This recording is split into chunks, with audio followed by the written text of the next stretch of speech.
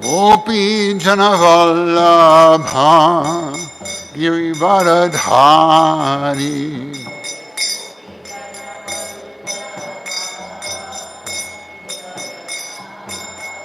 Yashodanandana Vajajanna Ranjana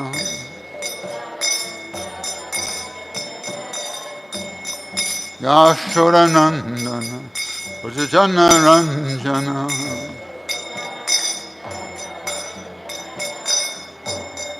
Yamuna Tira Vanachari Yamuna Tira Vanachari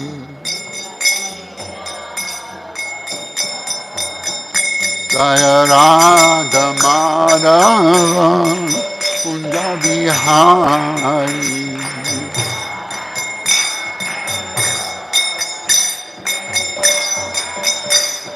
Gopi Janavallabha Girivaradhari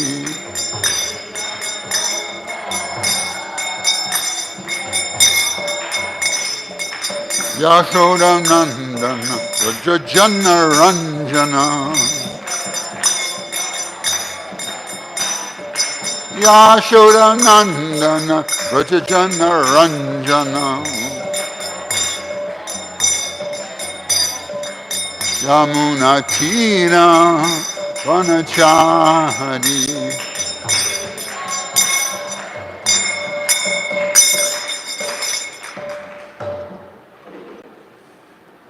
Om Namo Bhagavate Vasudevaya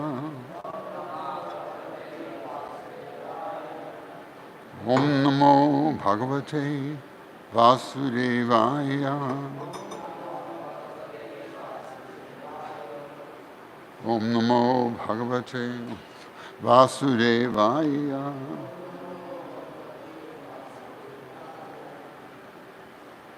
Reading today from Canto 6, Chapter 17, Mother Parvati curses Chitraketu. Text 20, 21.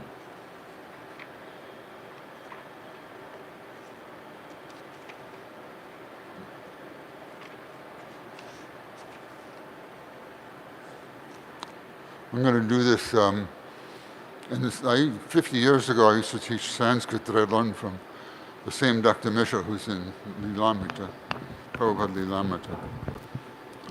So I used to teach a little Sanskrit. So I'm going to do it a little differently.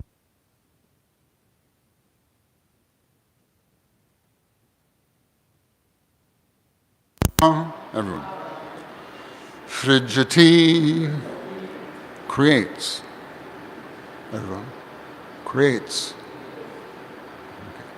Srijati creates.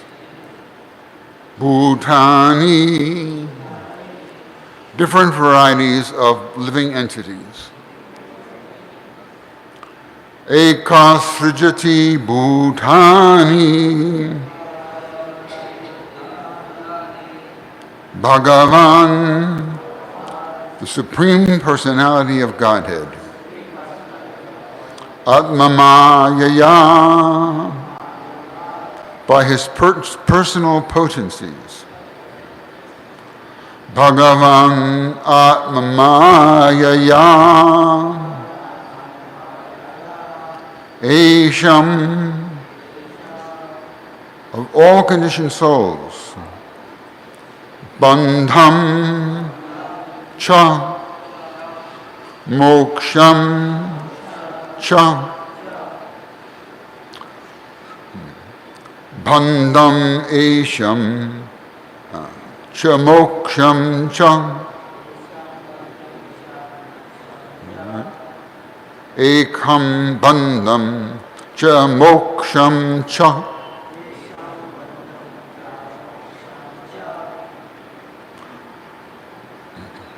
Nikala, no, what am I doing? Sukham, happiness. Dukham, distress. cha nishkala, not affected by the material qualities. Eka srijati bhutani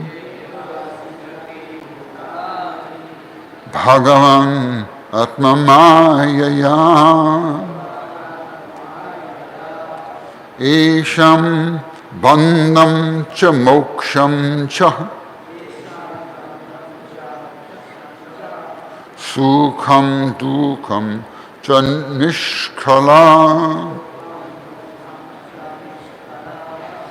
Eka Srijati Bhutani Bhagavan Atmamayaya Esham Bandham Cha Moksham Cha Sukham Dukham Cha Nishkalaha. Others? Some brave soul? Eka sujati bhutani Bhagavan Atmamayaya Esham Bandham Cha Moksham Cha Sukham Dukham Cha Nishkala Eka sujati bhutani Bhagavan Atmamayaya Esham bandham cha moksham cha Shukam dukham cha nishkalaha. Ladies?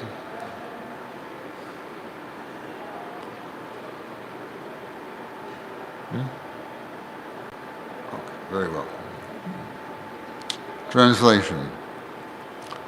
The Supreme Personality of Godhead is one, unaffected by the conditions of the material world.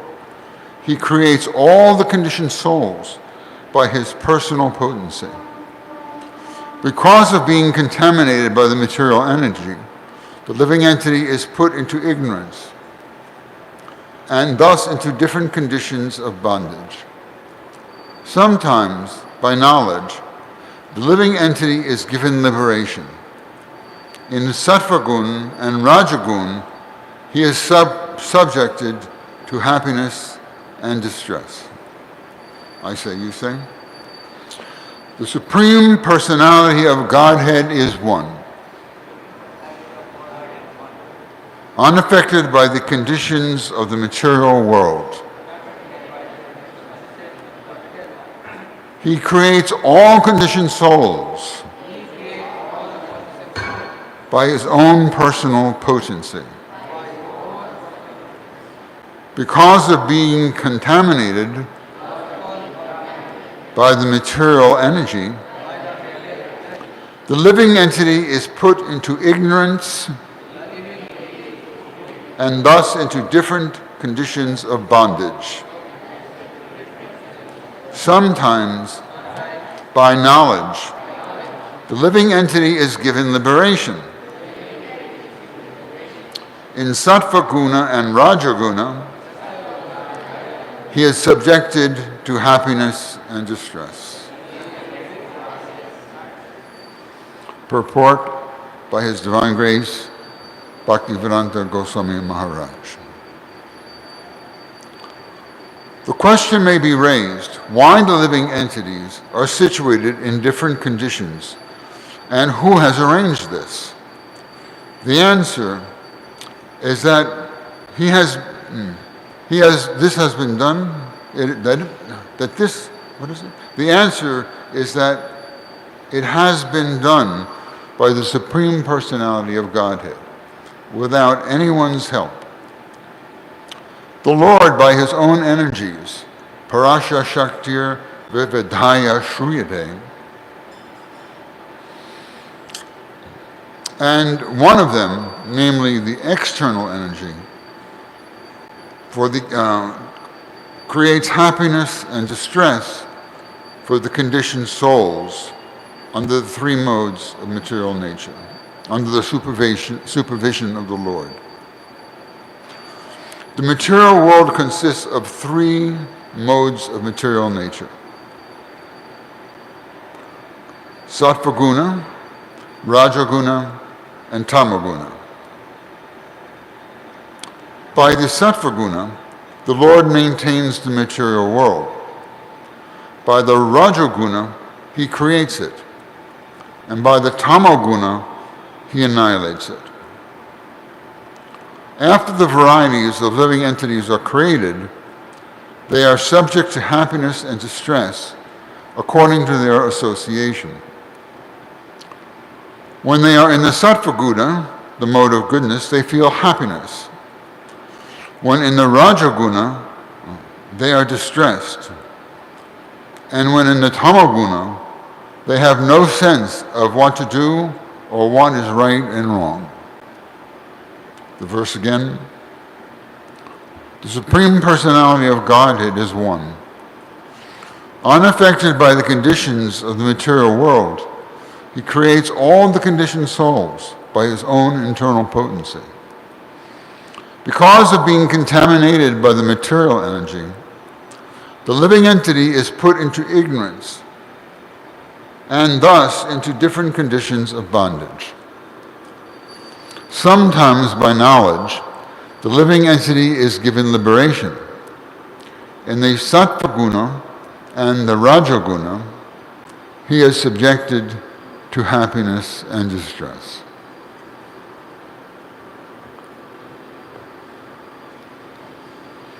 So elsewhere, Srila Prabhupada comments that happiness is the product of the Sattvaguna, pleasure is the product of the Rajaguna, and misery is the product of the Tamaguna. At any rate, we are all feeling happiness, pleasure, and misery. So why is this happening? His internal potencies, such as Radharani, many of the gopis, the elderly men, many of the residents of Vaikuntha, they are not subjected to the material energy ever. They don't even consider it. But in the course of eternity, occasionally, there are some separatist desires that develop within the marginal potency. And in order to fulfill these desires, the Mahatattva is formed and it covers 1/4 of the spiritual sky. And by the will of the Lord, all of these conditions, all of these souls, they are not yet conditioned, but they are marginal potencies. They enter into the Mahatattva in order to fulfill these desires. Prabhupada comments that in the beginning you begin as Lord Brahma, the creator of the universe. One feels completely independent, full within himself in the Brahma position. He forgets that he's just a tiny particle of the Supreme Personality of Godhead. When Brahma appears, he awakens on the whirl of the lotus flower. And he has no idea where he came from. And then he discovers the stem of the lotus flower, and he begins to climb down it to find its source. But then he hears the two syllables, ta-pa, and he immediately climbs back up to the lotus flower and engages in meditation, austerities. And by doing so, Lord Vishnu is revealed to him, Lord Vishnu. The lotus flower and stem are emanating from the navel of Lord Vishnu. And Goddess Lakshmi is seated at his lotus feet.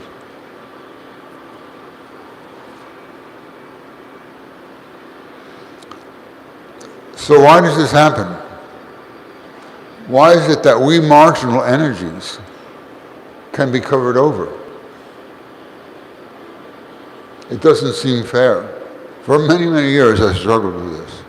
It doesn't seem fair.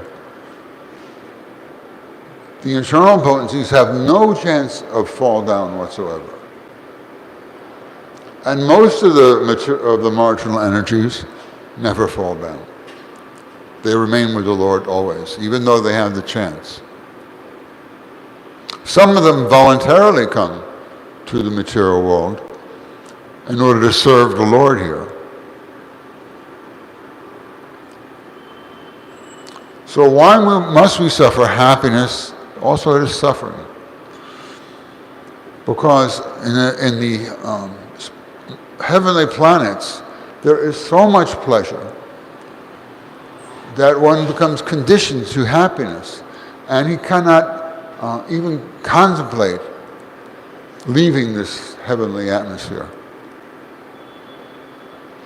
But gradually, due to offenses and a feeling of separatism, living entities develop this idea of, actually in the beginning, before they came, they want to fulfill something, some desire that is not available in the spiritual world. So Krishna is so kind, he creates the material world to give them that facility. And goodness degrades gradually, and the mode of passion arises. So then we are placed into the modes of goodness and passion, happiness and pleasure. Sounds nice. We were originally attracted to the material world for that reason.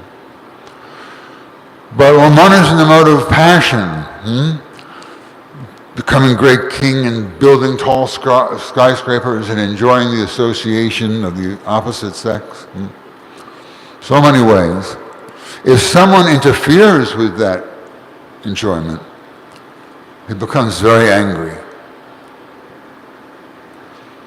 And thus he falls into the mode of ignorance.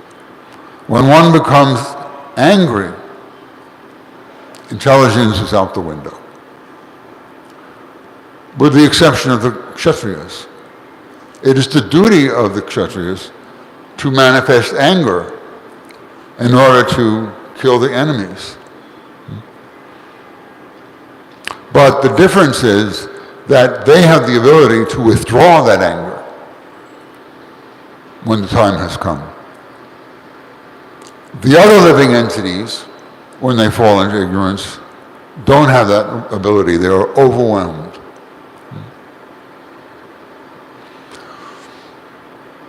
So it doesn't seem fair. So why does it happen? Why does Krishna give us the opportunity to fall into the maya of the external energy?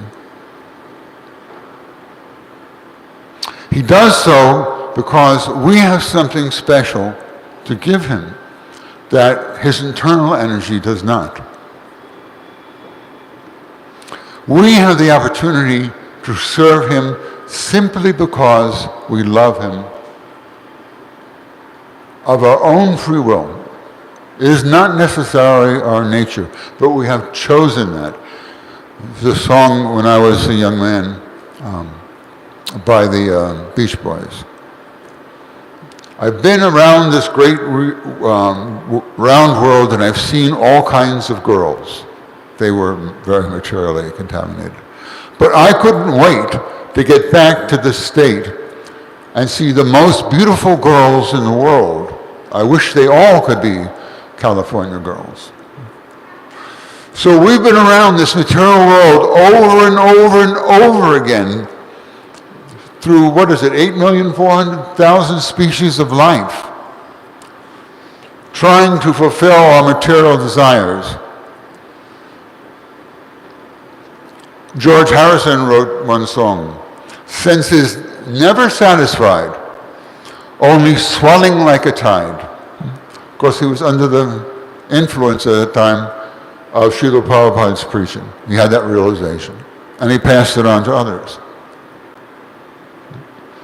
And Krishna in the Gita, he says that only one who can tolerate the inflow of material desires and let them flow out to the sea without fulfilling them, he can attain liberation. It is not that material desires won't come,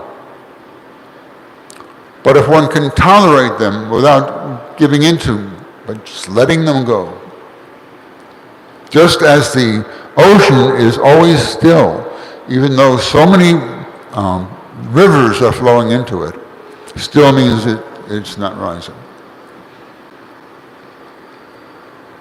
They, in that way, one is not implicated. So we simply have to let go of our material desires. I used to hear the analogy back in the early days of Iskcon. It is like we are holding two rocks in our hands, and we are trying to swim across the river. So what will happen? We refuse to let go of the rocks, so we sink. So we have to let go of the rocks. We have to let go of our material desires. And Krishna is so merciful that even if we can't let go of our material desires, if we can't give up the sex urge, we can get married and raise Krishna-conscious children. Or if we want to be very, very wealthy and create wonderful things, then use that wealth and create wonderful things for Krishna. If we want to be angry and hurt someone, then become a soldier and defend the devotees. We can dovetail our material desires in this service of the Lord and thus achieve liberation.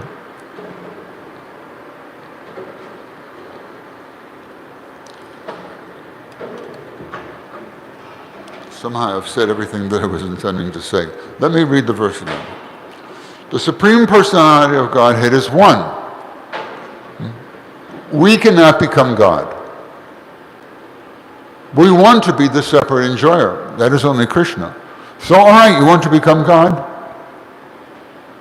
Go to the material world, you will suddenly exist, and you can create the whole universe. At first you have no awareness of the Supreme Personality of Godhead. Or if you do later, then we tend to forget.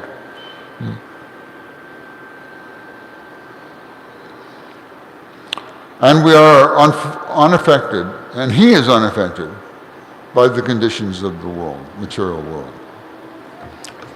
So all of the living entities enter the Mahatattva, and then they enter into the body of Lord Vishnu, actually into the body of Sada Shiva, the eternal Shiva, and he glances at the material energy. A blue ray of light is that glance. He glances at the blue gray of light. And that blue gray of light is none different from Shambhu, from which he got his name. Vaishnavanam yata Shambhu. So under the direction of Lord Shiva and Shakti, Mother Durga, we are conducted in the material world. We are covered by ignorance, by the influence of Lord Shiva, and by the influence of Maya. We pursue so many kinds of sense gratification and are bewildered. But when Krishna sees that we are sincerely endeavoring to overcome this illusion, he tells Maya to stop, let him be. Maya has a thankless job, and she is a little envious when we become liberated. Because we become liberated, but she has to remain here for the entire length of the material manifestation.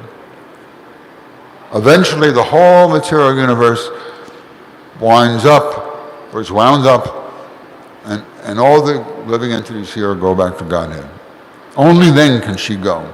So she's not about to let anyone go until they're completely free of material desires. She wants to protect Krishna, and she's also a little envious.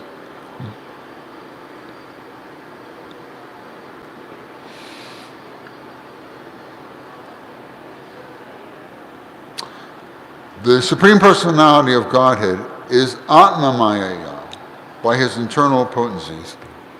He is complete within himself.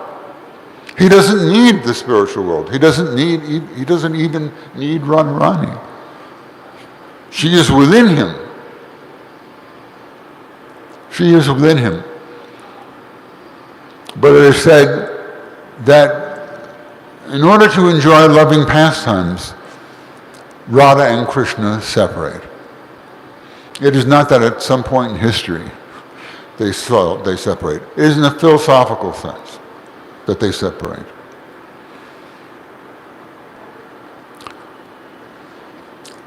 One young lady was giving a class and she was asking, why can't God be a woman? Why can't a woman be God? So I told her, Krishna is the Supreme Personality of Godhead. He's the Supreme Controller, the Supreme Enjoyer. But Radharani, by the sweetness and the purity of her love, she controls Krishna. And she liked that very much. Radharani, by her love, is even greater than Krishna. But when Krishna becomes overwhelmed by Radharani, both of their beauties increases and increases.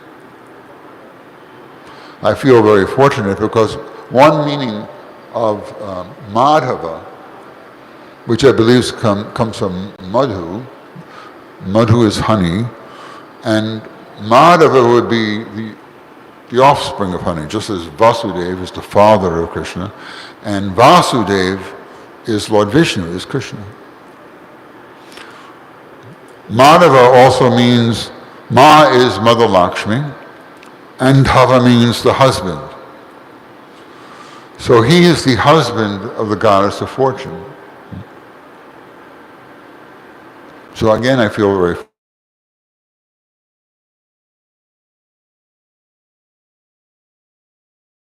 I also think that I was so much Maya. I was a student of Dr. Mishra, the same Dr. Mishra in Srila Prabhupada's Lilamrita. And he had convinced me that we are all God. Even when he taught Sanskrit, normally we would say, I, you, he. Aham asmi, tvam asi, sa, he, asi. Is that it? So in teaching Sanskrit, to learn these changes in the world, you would simply chant the endings. But Dr. Mishra did it the other way. Tita anti sitasya nivama. Ti was him. Ta is the two of them. Tita anti. Tita, ta is the two of them. Anti is all of them. Si tata. You, both of you, all of you. Nivama.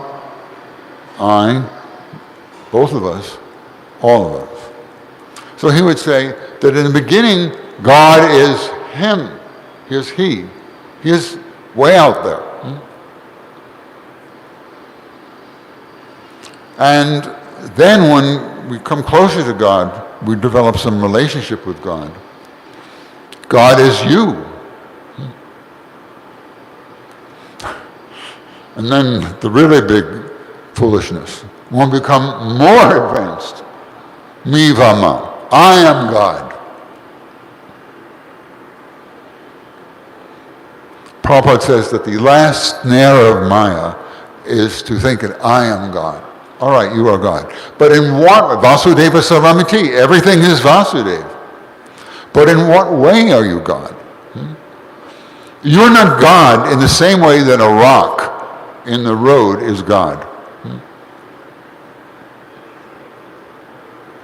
Nor are you God in the same way that a germ is God, although we can become a germ. Atma is there, the soul is there, covered by the body of a germ.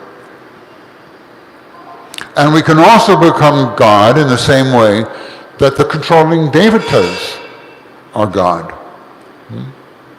They are empowered. Although it is very difficult, that possibility exists with us. And we can also become God in the way that the Guna Avatar, Lord Brahma, is God. Because by his qualifications, he is simultaneously a jiva soul, and the Lord instills in him his own potency. Lord Buddha is also such a manifestation. And Lord Jesus Christ, I prefer to call him his Hebrew name, Yeshua. No doubt the angel, when she said his name shall be Jesus, she didn't use the modern English pronunciation. She used the Hebrew. And from Yeshua we get the modern Joshua. His name meaning salvation. So if you follow Jesus, it means you follow salvation.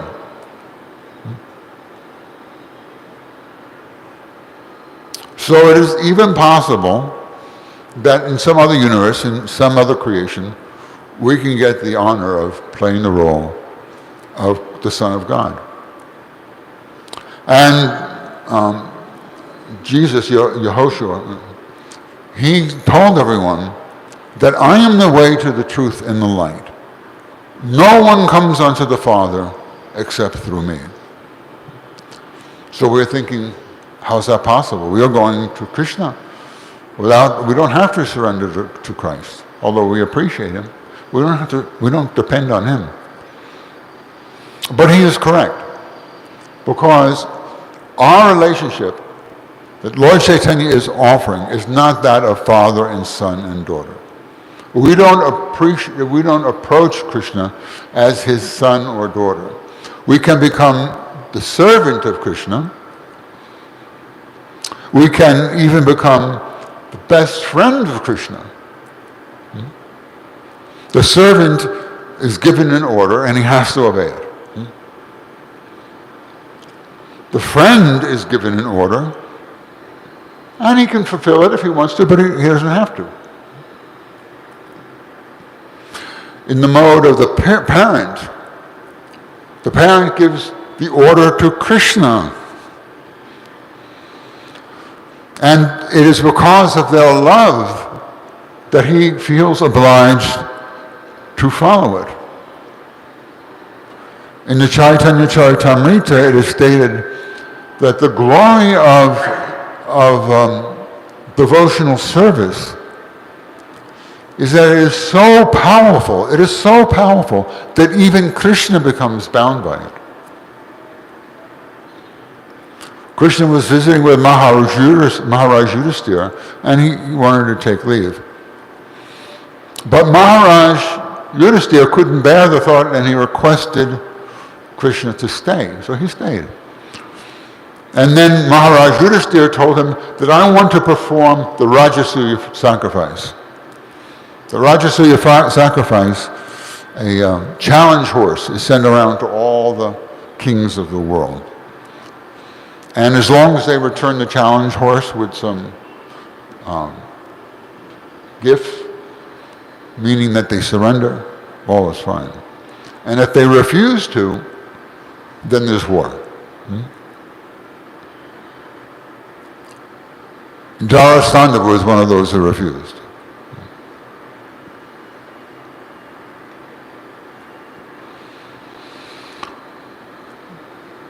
Krishna, when he was a young boy, Mother Yashoda was feeding him.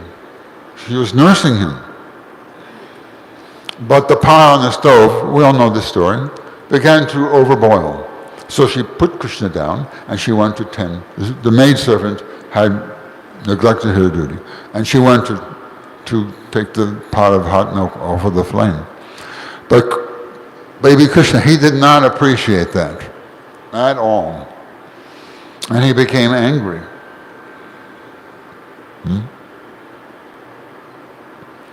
And he broke was it the butter?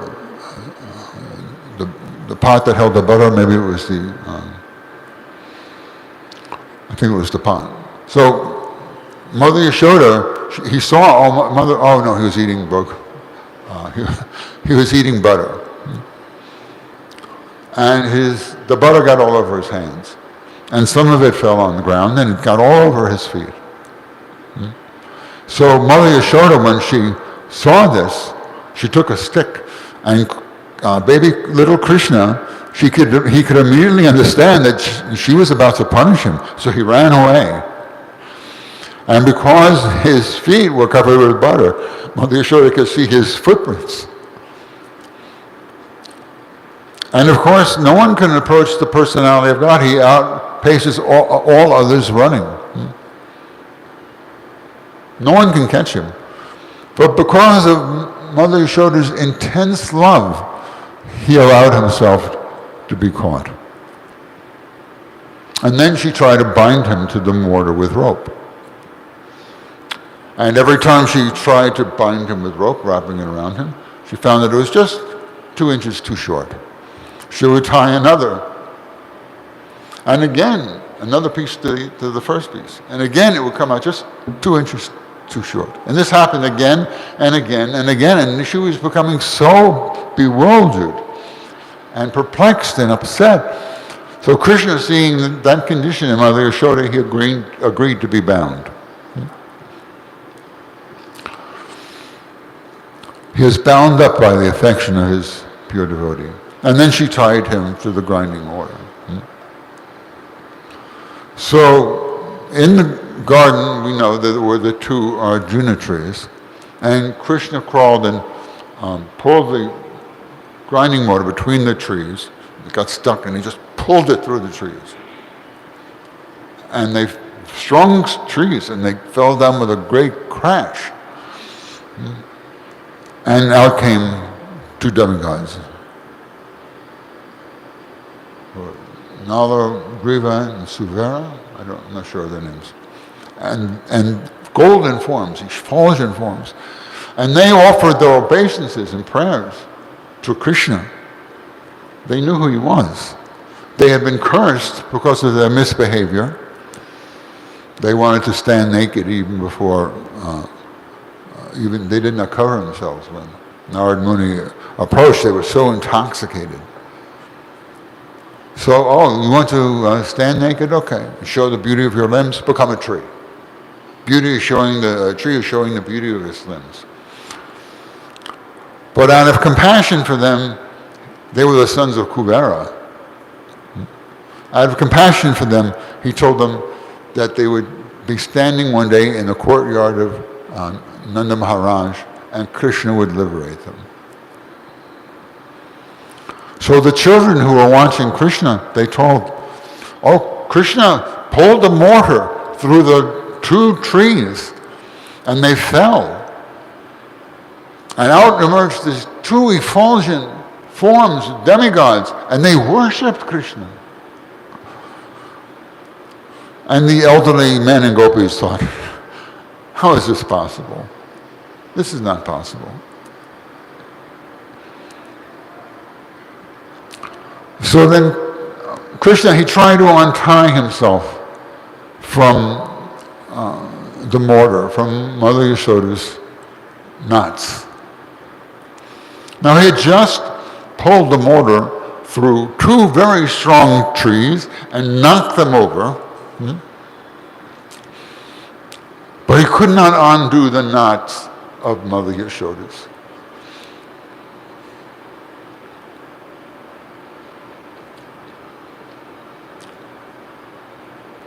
Nanda Maharaj had to untie them for him. So that is Krishna. He is bound by our loving service for him. He was bound by his love for Yudhisthira to remain, even though he's the completely independent personality of Godhead. And so if we fully surrender to Krishna, let go of those rocks, engage in devotional service, and gradually become a pure devotee, then what does Krishna do? We've fully surrendered, he's fully surrendered to us. So we let go of all material desires and we take shelter of Krishna. No longer we have the material desires, and he gets us. And we're very precious to him. That of our own free will we have chosen to serve him. But we, by our surrender, we get Krishna. So we're getting the better end of the deal. He is getting us, and we are getting him. So why don't we surrender? Because we've been here so long. Prabhupada gives the example that the fan is running.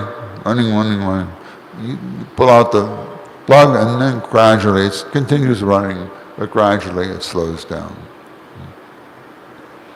But sometimes, too often, we plug it back in because we still have some material desires and we fall down. But Krishna is very, very patient. He knows eventually we'll come back to him.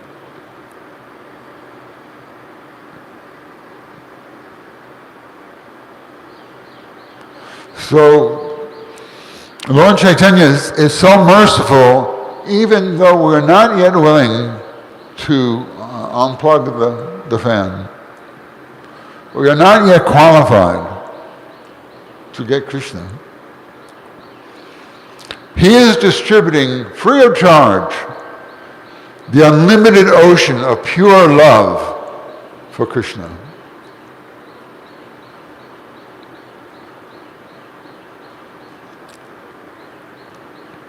Qualified or unqualified.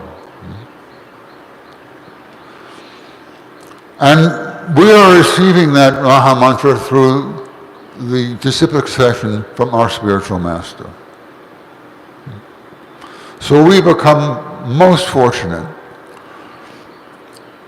But Lord Chaitanya wants everyone back. He wants everyone back.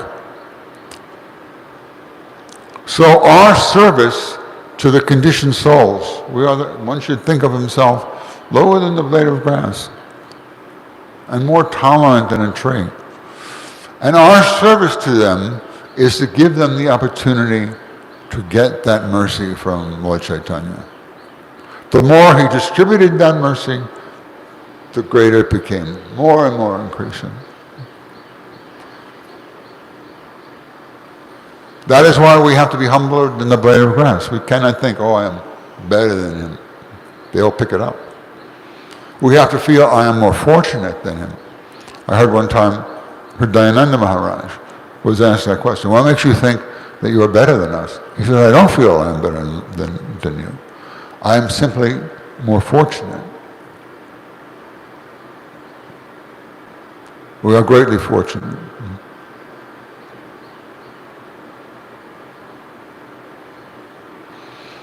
There was some other thought that I wanted to convey, but it escapes me now. So there are any questions? Please, someone must have some kind of question. So if you have no questions, it means that you completely understand. All right, so you have no questions. You have a question? You still might understand. Thank you for your question. What is your question? We have a microphone?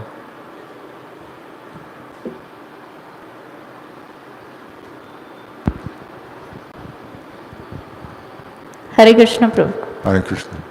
What is your name, Mataji? My name is Leela Madhuri Lalita Devi Dasi. I'm not going to try to attempt that. Leela Madhuri Lalita Devi Dasi. Oh, Leela Madhavi Lalita Devi Dasi. Very nice.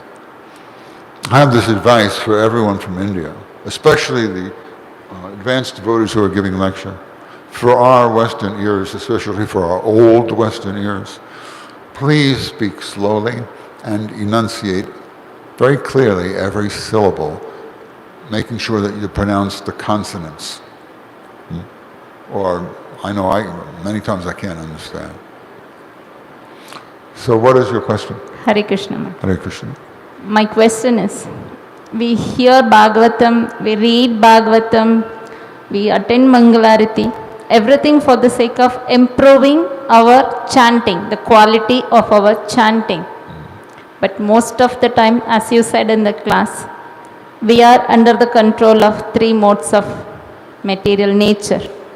So could you please help me to overcome my mind, especially when I'm chanting? It is very difficult to control my mind, to improve my quality. You're not alone. We are all experiencing that. Yes. So your experience in improving your quality of chanting, if it is possible, could you please share with us? Yes. So thank you. When I went to Los Angeles, there was a big backlog of Prabhupada's books that hadn't been published. And he wanted to get them published right away, but there wasn't enough manpower. So the word went out. If anyone is interested in coming and helping in any way, come. And one of the offers was to study Sanskrit. I had learned Sanskrit from Dr. Mishra, contaminated Sanskrit. So I was very eager to continue that. Abhiram did not want to let me go, so I asked Rameshwar, is there something I can say to him that he'll let me go? And I could hear him smiling. I could feel him smiling at the end of the telephone line. He said, tell him that perhaps he is not aware of the importance. So I told Abhiram that Rameshwar suggested that perhaps he was not fully aware. And when Abhiram heard that, he had a very kachar spirit. He said, did Rameshwar criticize me? He did so just because of my desire to go there. Go at once. He threw me out. So sometimes we play tricks. We should be willing to cheat to get Krishna's mercy. I heard another story. Oh, let me answer your question though. When Prabhupada came to Los Angeles for that big rush, when I would go to sit in the temple room and chant japa, I would chant around 4 rounds of japa. I knew how to really concentrate and meditate because I had learned that from Dr. Mishra, and I had received so much mercy from Srila Prabhupada. So by the time I got to the 4th round, I was experiencing so much ecstasy. I never wanted to stop chanting Hare Krishna. I just wanted to chant and chant forever. And by the time I got to the 12th or 13th round, I would start to feel, well, that's a little selfish. We're all here to serve Srila Prabhupada and to serve the conditioned souls and spread Krishna consciousness around the world. So one day, Srila Prabhupada was sitting on the Vyasasana giving class. And he looked at me and he said, so one day you may find that you have no desire to chant Hare Krishna, and you have no desire to do any service. So then he said, If you can simply approach Mother Radharani and in a humble state of mind beg her, please, Mother Radharani, let me chant just one more round. And let me do just a little bit more service. If you can develop a taste for that, you'll never fall down. Well, that made perfect sense. But then he said something that completely amazed me. He said, actually, that is the highest taste. I have not yet. I just want to go back. I just feel so inspired and absorbed. I'm very often forgetting to pray to Mother Radharani. At one point, I was not only praying to Radharani when I couldn't chant, with one bead, I was praying that I would chant the next bead. It was very blissful, but I couldn't develop that higher taste. I couldn't do it all the time. That is the nectar for which we are always anxious. So if you're feeling, I'm chanting Hare Krishna, I'm just not getting anywhere, then go to Mother Radharani.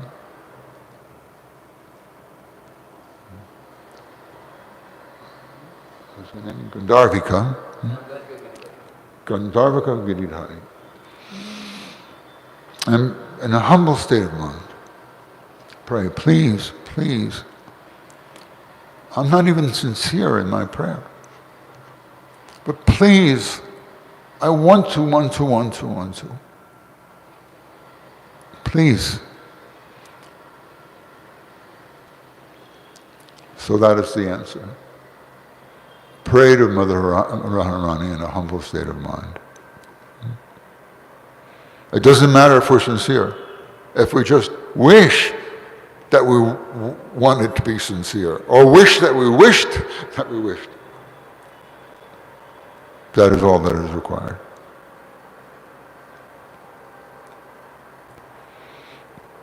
Also, if we pray to Lord Nityananda, that I am very unhappy. That's one song. I am always unhappy, but you are Nityananda. You're always blissful. Then he will give us that mercy. But if we are not sincere, he sees, but he won't give his full mercy. We really have to want.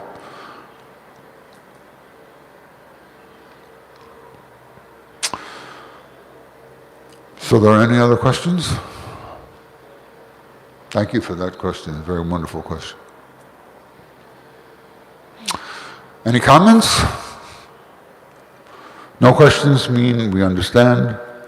No comments means we've covered the whole subject. Thank you very much. All glories to Srila Prabhupada.